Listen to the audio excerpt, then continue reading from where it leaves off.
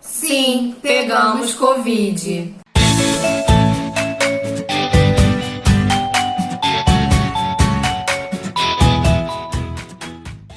Oi, meu nome é Larissa. Oi, meu nome é Tatiana. E no vídeo de hoje a gente veio contar pra vocês por que a gente deu essa sumida de um mês. E para você que ainda não é inscrito no canal, se inscreva, ative o sininho para não perder nenhum vídeo. Siga nas nossas outras redes sociais que estão aqui na descrição. Deixa o like para garantir já no começo e vamos ao vídeo. Então, antes de tudo acontecer, a gente resolveu buscar a minha avó, mãe dela, para passar um tempo aqui, mesmo com esse Covid aí. A gente ia manter o distanciamento, a gente procurou separar os talheres, as roupas de cama e etc. Tudo com os cuidados devidos. E aí é que tudo começou. Na volta da casa dela, meu pai voltou queimando em febre no carro. Pra azar nosso. Sim. Só que até aí a gente não suspeitava de nada. Então minha avó passou uma noite aqui em casa. Só que no dia seguinte meu pai piorou. E aí ele foi pro hospital enquanto ficamos em casa, eu, minha mãe e minha avó. Quando ele voltou do hospital, nós descobrimos que ele testou positivo pro corona. E logo em seguida, minha mãe já ligou pro meu tio, que levou logo a minha avó, porque a gente tinha que proteger ela. Logo no mesmo dia, a gente começou a sentir algumas coisas e fomos correndo pro hospital também, porque a gente sabe que essa doença não é brincadeira. Então nós fomos pro hospital e lá, como foi o primeiro contato que a gente teve com isso, o médico só passou uma tomografia e medicou a gente com remédio para dor de cabeça e corticoide na veia. No dia seguinte, minha mãe amanheceu queimando em febre, minha garganta já tava pelas últimas, então a gente correu pro hospital novamente. E aí o médico decidiu passar o medicamento pra gente. Passou também outros exames e também passou o exame para ver se a gente estava ou não com o corona. E eu vou falar como eu me senti nesse tempo todo. Eu não conseguia levantar da cama para fazer absolutamente nada. Não era preguiça, porque eu tenho preguiça, óbvio. Só que era diferente da preguiça. Era uma coisa horrível. Eu levantava, eu sentia um cansaço extremo. Tudo que eu fazia poderia ser mínimo possível, dava uma falta de ar, um cansaço. É um esforço mínimo, né? Eu sentia uma dor de garganta horrível, perdi o paladar. E a dor de garganta é diferente da dor que a gente sente quando inflama. É diferente. Sim. Quando a gente pega o corona. Eu não conseguia sentir cheiro, nem gosto de nada. E eu sentia muita dor de cabeça também. Foi horrível, assim. A gente ficou uns 15 dias, né, repousando. E agora ela vai contar um pouco como foi a experiência dela. Bom, realmente é muito difícil. As pessoas não têm consciência, tá, do que é. E o nosso caso nem foi um dos casos graves. Foi bem leve. Tanto que a gente pôde até tratar em casa. A gente fica imaginando, se o nosso caso foi leve, imagina quem tem um caso grave. Porque o leve pra gente já foi muito forte. Então, pra você que tá achando que acabou, gente, não acabou. É uma coisa horrível. Primeiro, você imagina que vai morrer porque você não sabe o que vem por aí. Você não sabe como é que é uma coisa nova. Você não sabe como o seu organismo vai reagir, né, com essa doença. Você não sabe se você tem algum problema que junto com o Covid vai fazer piorar a tua situação e te levar de repente ao óbito. Então o psicológico fica muito abalado. Então a gente já tem o problema da depressão, quer dizer, o psicológico fica muito abalado. Foram dias difíceis, tá? Foram dias difíceis, por quê? Porque eram só nós três, eu, Larissa e meu esposo. Os três estavam ruins, a Larissa estava melhor do que eu e do que o pai. Porém, ela também não conseguia fazer nada. Então, algumas vezes a minha sogra trazia, porque ela mora aqui no mesmo quintal, ela trazia alguma comida, suco. Ela deixava no meio do quintal. A gente não queria manter contato nenhum, nem esse contato a gente queria, mas ela queria ajudar.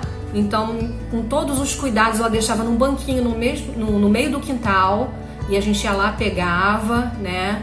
para não ter esse contato com ela, porque ela é super de risco, tem enfisema pulmonar, tem vários problemas que pode, né, agravar o quadro dela caso pegasse o corona. E aí a gente conseguiu marcar o exame, fizemos o exame e o resultado foi que o meu deu positivo para Covid-19, do meu esposo também deu positivo para Covid-19. E o meu, ele deu negativo, porém o médico explicou que tem um tempo certo para fazer esse exame e que poderia ter passado do tempo e que todos os sintomas que eu tive eram de Covid e que com certeza eu tive Covid.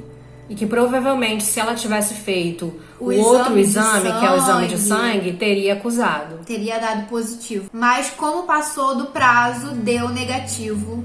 Mas o médico deu certeza que eu tive o corona. Então a gente não conseguia fazer nada e teve vezes que eu chorei de desespero e a gente se revezava em casa. Quando eu tava muito mal, meu marido tava melhor um pouquinho, ele ia fazer a comida, aspirava a casa, passava um cloro no chão, os móveis, e a Larissa também ajudou muito, porque, como eu falei anteriormente, ela ficou bem melhor, assim, um pouco melhor do que a gente, então a gente teve que contar um pouco mais com a ajuda dela. Eu fui muito mal pro hospital, eu mal conseguia ficar de pé e meu marido me levou e me deixou lá, então eu fiquei sozinha lá e eu achei que aquele dia eu fosse morrer, porque foi muito ruim o que eu tava sentindo. Eu mal conseguia assinar meu nome. O rapazinho até colocou a pulseira que tem as cores, né? Quando você chega, tem os graus de preferência, entre aspas. E aí o amarelo era com urgência. O roxo era se você tivesse alguma reação a alguma medicação. Ou alergia.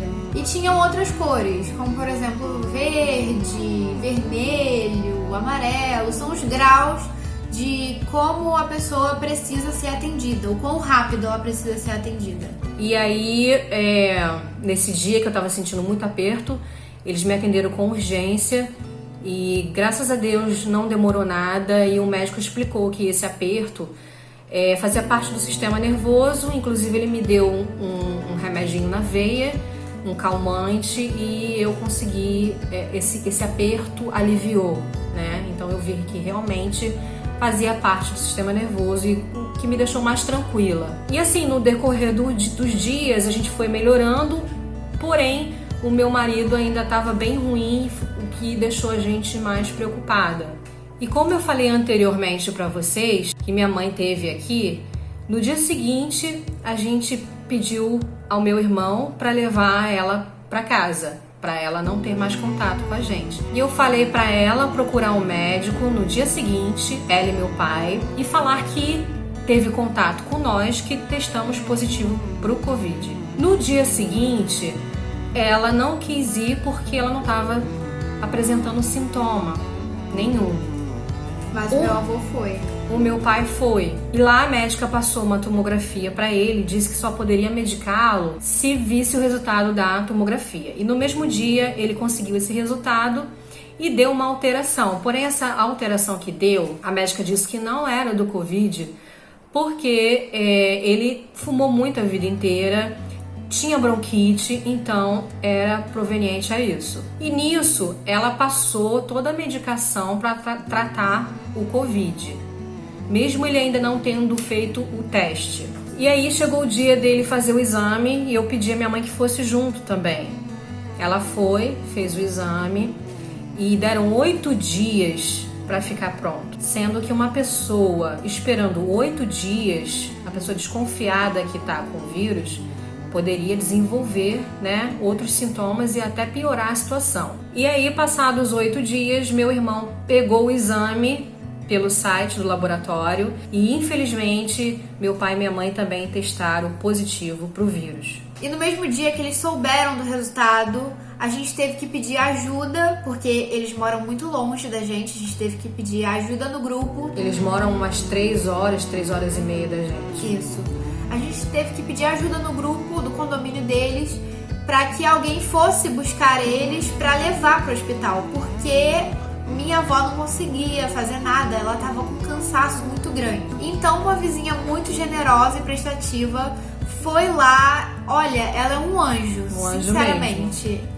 Ela foi de prontidão e foi lá, buscou eles, falou com eles tudo que estava acontecendo, porque até então eles estavam meio assim, meio sem saber como era essa doença, meio fora de órbita, né? Sim. Então bateu o desespero na gente e a minha mãe se comunicou com a minha avó e falou, não, vocês têm que ir pro hospital porque ela precisava dessa medicação logo, quanto antes. Era urgente. E aí eles foram pro hospital de novo e lá ela foi medicada.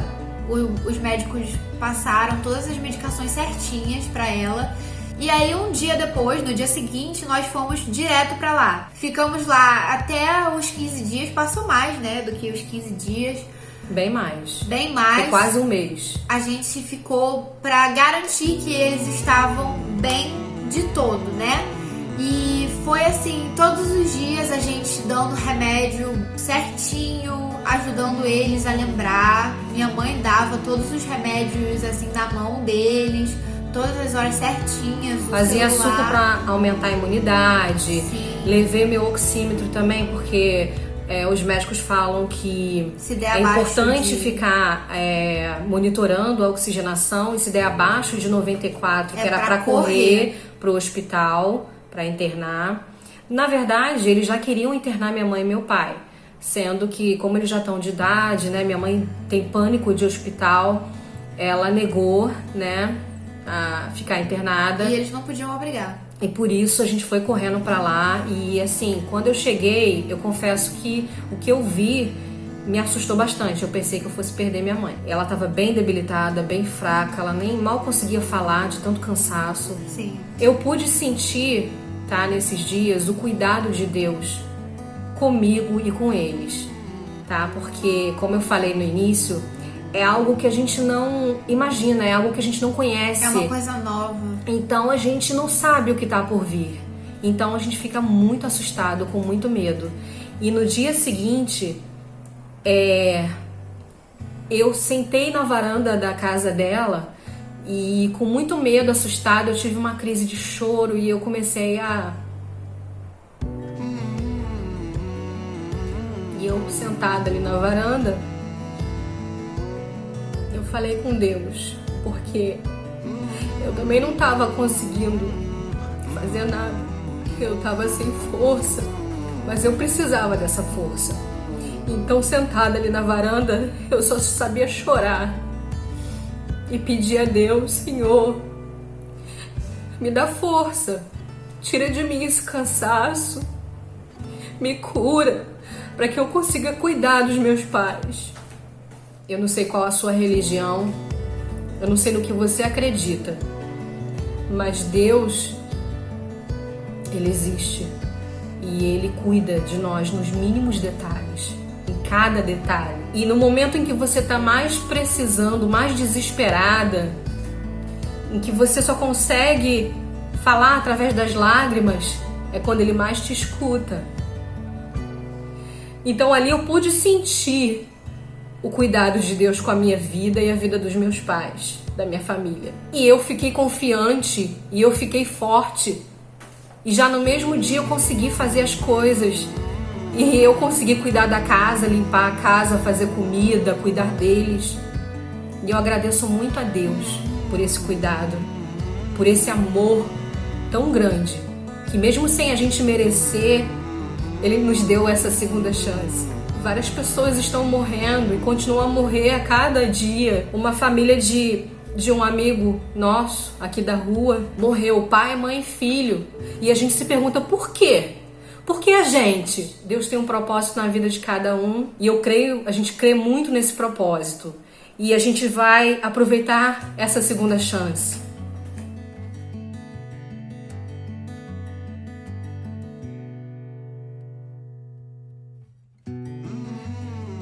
Nesse tempo que a gente ficou assim, eu tive muito tempo pra pensar.